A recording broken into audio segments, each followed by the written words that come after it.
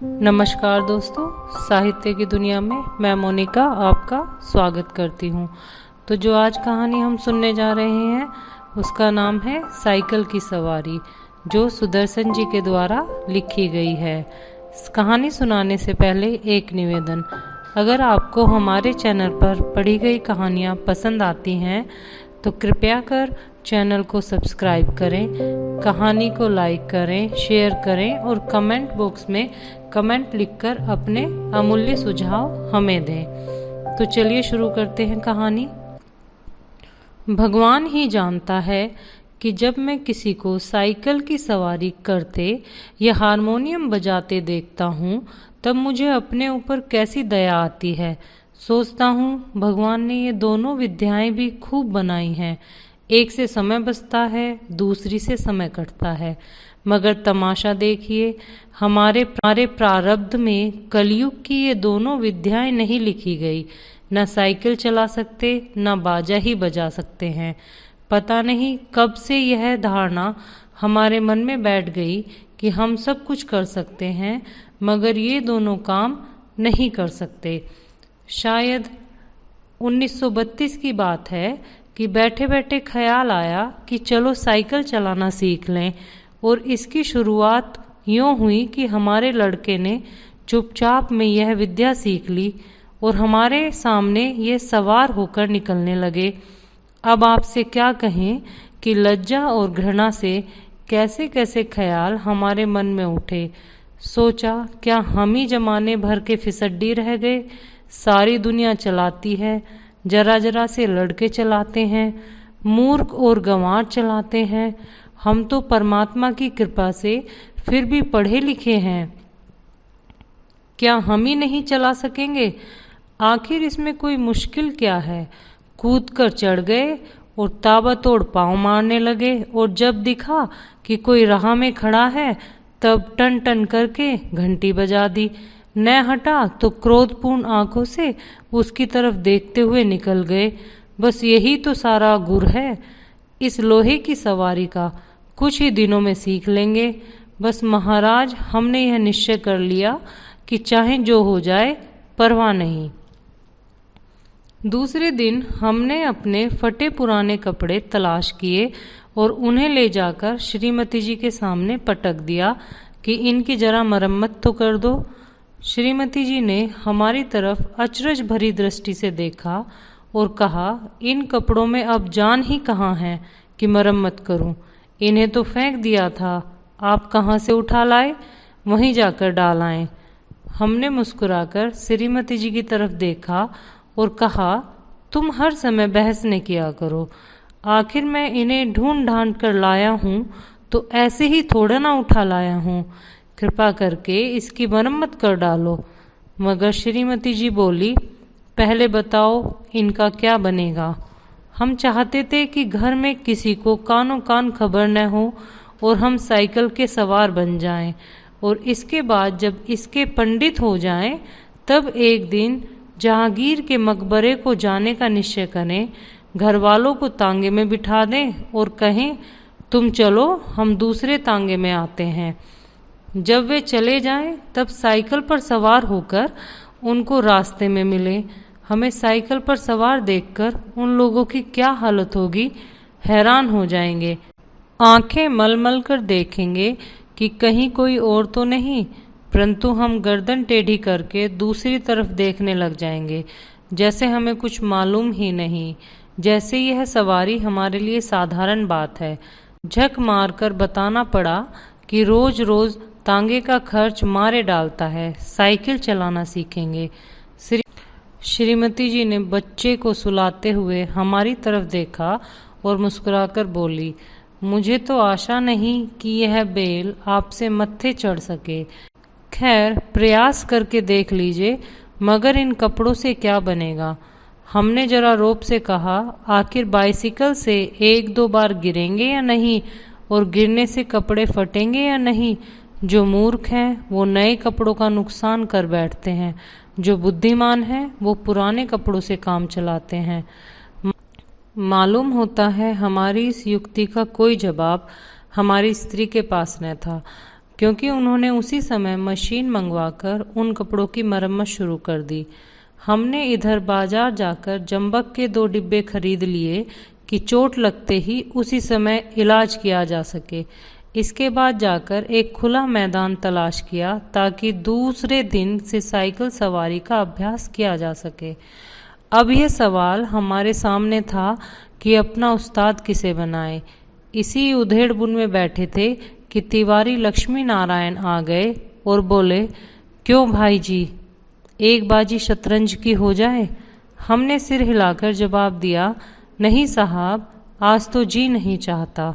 क्यों? यदि जी न चाहें तो क्या करें? यह कहते कहते हमारा गला भर आया। तिवारी जी का दिल पसीज गया। हमारे पास बैठकर बोले, अरे भाई, मामला क्या है? स्त्री से झगड़ा तो नहीं हो गया? हमने कहा, तिवारी भैया क्या कहें, सोचा था लाओ साइकिल की सवारी सीख लें, मगर अब कोई ऐसा आदमी दिखाई नहीं देता जो हमारी सहायता करे। बताओ, है कोई ऐसा आदमी तुम्हारे ख्याल में? तिवारी जी ने हमारी तरफ बेबसी की आंखों से ऐसे देखा मानो हमको कोई खजाना मिल रहा हो और वो खाली हाथ रह जाते हैं।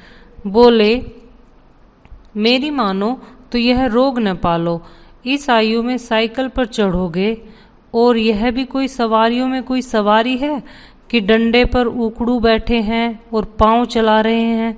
अजी लानत मारो भेजो इस ख्याल पर और आओ एक बाजी खेलें। मगर हमने भी कच्ची गोलियां नहीं खेली थी। साफ समझ गए कि तिवारी ईर्ष्या की आग में फूंका जाता है। मुंह फुलाकर हमने कहा, भाई तिवारी, हम तो जरूर सीखेंगे, कोई आदमी बताओ। आदमी तो है एक ऐसा, मगर वह मुफ्त में नहीं सिखाएगा, फीस लेगा। दे सकोगे? कितने दिन में सिखा देगा? यही 10-12 दिनों में। और फीस क्या लेगा हमसे? और उसे 50 लेता है, तुमसे 20 ले लेगा हमारी खातिर। हमने सोचा 10 दिन सिखाएगा और 20 रुपये लेगा। 10 दिन 20 रुपये, 20 रुपये 10 दिन, अर्थात 2 रुपये रोजाना, अर्थात 60 रुपये महीना, और वो भी केवल 1-2 घंटे के लिए। ऐसी 3-4 ट्यूशनें मिल जाएं तो 250-300 रुपये मासिक हो जाएंगे। हमने तिवारी जी से तो इतना ही कहा कि जाओ जाकर मामला तय कराओ, मगर जी में खुश हो रहे थे कि साइकिल चलाना सीख गए तो एक ट्रेनिंग स्कूल खोल देंगे और 300-400 रुपये मासिक कमाने लगेंगे। इधर तिवारी जी मामला तय करने गए, उधर हमने यह शुभ समाचार जाकर श्रीमती जी को सुना दिया कि कुछ दिनों में हम लोग ऐसा स्कूल खोलने वाले हैं जिससे 300-400 रुपये मासिक आमदनी होगी। श्रीमती जी बोली, तुम्हारी इतनी आयु हो गई मगर ओछापन न गया। पहले तो आप सीख लो, फिर स्कूल खोलना। मैं तो समझती हूँ कि तुम ही न सीख सकोगे, दूसरों को सिखाना तो दूर की बात है। हमने बिगड़कर कहा, यह बहुत बुरी बात है कि हर काम में टोक देती हो। हमसे बड़े बड़े सीख रहे हैं तो क्या हम न सीख पाएंगे? पहले तो शायद सीखते या ना सीखते, पर अब तुमने टोका है तो जरूर सीखेंगे। तुम भी क्या कहोगी? श्रीमती जी बोली, मैं तो चाहती हूँ कि तुम हवाई जहाज चलाओ। यह बाइसिकल क्या चीज़ है, मगर तुम्हारे स्वभाव से डर लगता है कि एक बार गिरोगे तो देख लेना वहीं साइकिल फेंक फांक कर चले आओगे। इतने में तिवारी जी ने बाहर से आवाज़ दी। हमने बाहर जाकर देखा तो उस्ताद साहब खड़े थे। हमने शरीफ विद्यार्थी के समान श्रद्धा से हाथ जोड़कर प्रणाम किया और चुपचाप खड़े हो गए।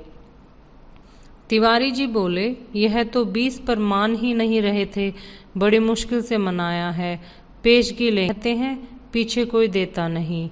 अरे भाई, हम देंगे, दुनिया लाख बुरी है मगर फिर भी भले आदमियों से खाली नहीं है। यह बस चलाना सिखा दें, फिर देखें हम इससे क्या क्या सेवा कराते हैं। मगर उस्ताद साहब नहीं माने, बोले फीस पहले लेंगे और यदि आपने नहीं सिखाया तो फीस लौटा देंगे, और यदि नहीं लौटाया तो। इस पर तिवारी जी ने कहा, अरे साहब, क्या यह तिवारी मर गया है? शहर में रहना हराम कर दूं, बाजार से निकलना बंद कर दूं, फीस लेकर भाग जाना कोई हंसी खेल है? जब हमें विश्वास हो गया कि इसमें कोई धोखा नहीं है, तब हमने फीस के रुपए लाकर उस्ताद को भेंट कर दिए और कहा, उस्ताद कल सवेरे ही आ जाना, हम तैयार रहेंगे। इस काम के लिए कपड़े भी बनवा लिए हैं। अगर गिर पड़े तो चोट पर लगाने के लिए जंबक भी खरीद लिया है। और हाँ, हमारे पड़ोस में जो मिस्त्री रहता है उससे साइकिल भी मांग ली है। आप सवेरे ही चले आए तो हरि नाम लेकर काम शुरू करूं। तिवारी जी और उस्ताद जी ने हमें हर तरह की तसल्ली दी और चले गए। इतने में हमें याद आया कि एक बात कहना भूल गए। नंगे पांव भागे और उन्हें बाजार में जाकर पकड़ा। वे हैरान थे। हमने हाफते हाफते कहा, उस्ताद हम शहर के पास नहीं सीखेंगे, लॉरेंस बाग में जो मैदान है वहाँ सीखेंगे। वहाँ से तो भूमि नरम है, चोट कम लगेगी, दूसरे वहाँ कोई देखता नहीं है। अब रात को आराम की नींद कहाँ। बार बार चौंकते थे और देखते थे कि कहीं सूरज तो नहीं निकल आया। सोते थे तो साइकिल के सपने आते थे। एक बार देखा कि हम साइकिल से गिरकर जख्मी हो गए और लोग हमारी तरफ आंखें फाड़ फाड़ कर देख रहे थे। अब आंखें खुली तो दिन निकल आया। जल्दी से जाकर वो पुराने कपड़े पहन लिए, जंबक का डिब्बा साथ में ले लिया और नौकर को भेजकर मिस्त्री से साइकिल मंगवा ली। इसी समय उस्ताद साहब भी आ गए और हम भगवान का नाम लेकर लॉरेंस बाग की ओर चल पड़े। लेकिन अभी घर से निकले ही थे कि एक बिल्ली रास्ता काट गई और एक लड़के ने छींक दिया। क्या कहें कि हमें कितना क्रोध आया उस नामुराद बिल्ली पर और उस शैतान लड़के पर, मगर क्या करते, दांत पीस कर रह गए। एक बार फिर भगवान का पावन नाम लिया और आगे बढ़े। पर बाजार में पहुंचकर देखते हैं कि हर आदमी हमारी तरफ देख रहा था और हंस रहा था। हम हैरान थे कि सहसा हमने देखा कि हमने जल्दी और घबराहट में पाजामा और अचकन दोनों उल्टे पहन लिए हैं और लोग इसी पर हंस रहे हैं। सिर मुंडाते ही ओले पड़े। हमने उस्ताद से माफ़ी मांगी और घर लौट आए। अर्थात हमारा पहला दिन मुफ्त में गुजरा। दूसरे दिन फिर निकले। रास्ते में उस्ताद साहब बोले, मैं एक गिलास लस्सी पी लूँ, आप जरा साइकिल को थामिए। उस्ताद साहब लस्सी पीने लगे तो हमने साइकिल के पुर्जों की ऊपर नीचे परीक्षा शुरू कर दी। फिर कुछ जी में आया तो उसका हैंडल पकड़कर चलने लगे, मगर 2 ही कदम होंगे कि ऐसा मालूम हुआ जैसे साइकिल हमारे सीने पर चढ़ी आती है। इस समय हमारे सामने गंभीर प्रश्न यह था कि क्या करना चाहिए, युद्ध क्षेत्र में डटे रहें या हट जाएं। सोच विचार के बाद यही निश्चय हुआ कि यह लोहे का घोड़ा है, इसके सामने हम क्या चीज़ हैं, बड़े बड़े वीर योद्धा भी ठहर नहीं सकते। इसलिए हमने साइकिल छोड़ दी और भगोड़े सिपाही बनकर मुड़ गए। पर दूसरे ही क्षण साइकिल पूरे जोर से हमारे पांव पर गिर गई और हमारी राम दुहाई बाजार के एक सिरे से दूसरे सिरे तक गूंजने लगी। उस्ताद लस्सी छोड़कर दौड़े और अन्य दयावान लोग भी जमा हो गए। सबने मिलकर हमारा पांव साइकिल से निकाला। भगवान के एक भक्त ने जंबक का डिब्बा भी उठाकर हमारे हाथ में दे दिया। दूसरे ने हमारी बगलों में हाथ डालकर हमें उठाया और सहानुभूति से पूछा, चोट तो नहीं आई? जरा 2-4 कदम चलिए, नहीं तो लहू जम जाएगा। इस तरह दूसरा दिन भी हम और हमारी साइकिल दोनों अपने घर से थोड़ी दूर पर जख्मी हो गए। हम लंगड़ाते हुए घर लौट आए और साइकिल ठीक होने के लिए मिस्त्री की दुकान पर भेज दी। मगर हमारे वीर हृदय का साहस, वो धीरज तो देखिए, अब भी मैदान में डटे रहे। कई बार गिरे, कई बार शहीद हुए, घुटने तुड़वाए, कपड़े फड़वाए, पर क्या मजाल जो जी छूट जाए। 8-9 दिनों में साइकिल चलाना सीख गए थे, लेकिन अभी उस पर चढ़ना नहीं आता था। कोई परोपकारी पुरुष सहारा देकर चढ़ा देता तो फिर लिए जाते थे। हमारे आनंद की कोई सीमा न थी। सोचा मार लिया मैदान हमने, 2-4 दिन में पूरे मास्टर बन जाएंगे, इसके बाद प्रोफेसर, प्रिंसिपल और इसके बाद ट्रेनिंग कॉलेज और फिर 300-400 रुपये मासिक। तिवारी जी देखेंगे और ईर्ष्या से जलेंगे। उस दिन उस्ताद जी ने हमें साइकिल पर चढ़ा दिया और सड़क पर छोड़ दिया कि ले जाओ, अब तुम सीख गए। अब हम साइकिल चलाते थे और दिल ही दिल फूले न समाते थे, मगर हाल यह था कि कोई आदमी 100 गज के फासले पर होता तो हम गला फाड़ फाड़ कर चिल्लाना शुरू कर देते, साहब बाईं तरफ हट जाइए। दूसरे फासले पर कोई गाड़ी दिख जाती तो हमारे प्राण सूख जाते।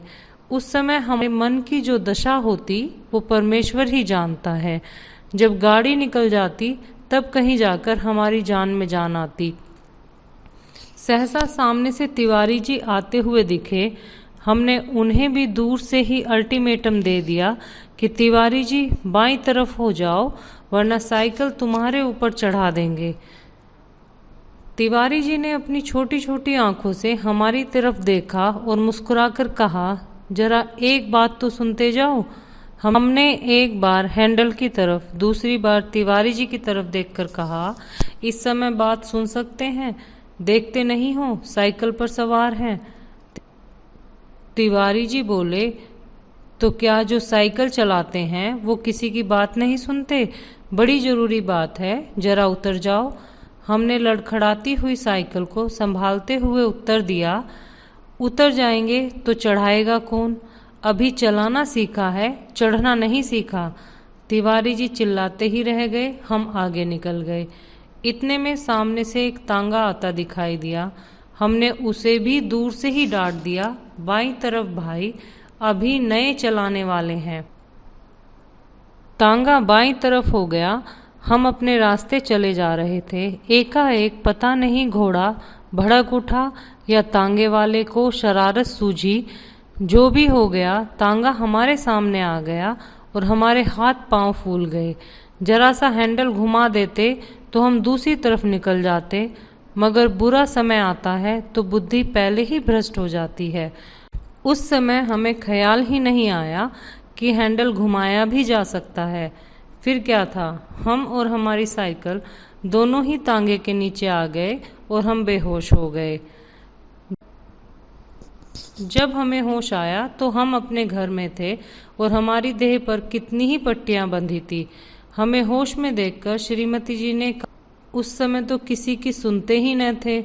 हमने सोचा लाओ सारा इल्जाम तिवारी जी पर लगा दें और आप साफ बच जाएं। बोले, यह सब तिवारी जी की शरारत है। श्रीमती जी ने मुस्कुराकर जवाब दिया, यह तो तुम उसको चकमा दो जो कुछ न जानता हो।